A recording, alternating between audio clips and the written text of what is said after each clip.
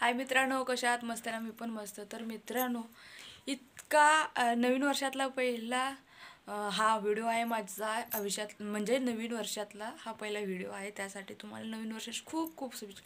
तर मित्रांनो, नवीन वर्षातला हा खूप म्हणजे खूप आळशी दिवस आहे. मी नवीन वर्ष गेल्या वर्षी 9 वाजता झोपले होते मित्रांनो, आणि डायरेक्ट उठले सकाळी 6:30 वाजता. म्हणजे मी बघा की किती वर्ष झोप काढले, तरी पण माझं काय आळस जाणेच.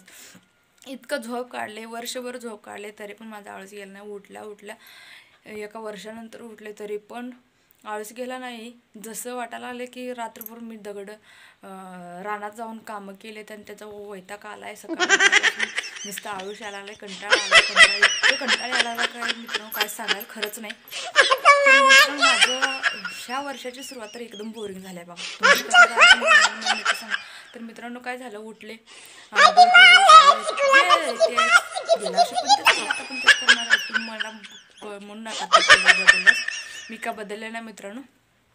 तर काय होतं, उठले, आंघोळ करण्यासाठी केले आणि देवपूजाला गेले, तर मंगळवारी माझे पूर्ण शरीरावर मुंगळ चढले.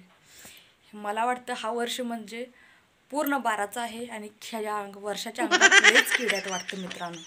खरंच लय म्हणजे लय किडे दिसतात राव ह्या वर्षात. इतके किडे आहेत का नाही, कुठून कुठून भरलेत. सुरुवात झाली किडा चढण्यापासून.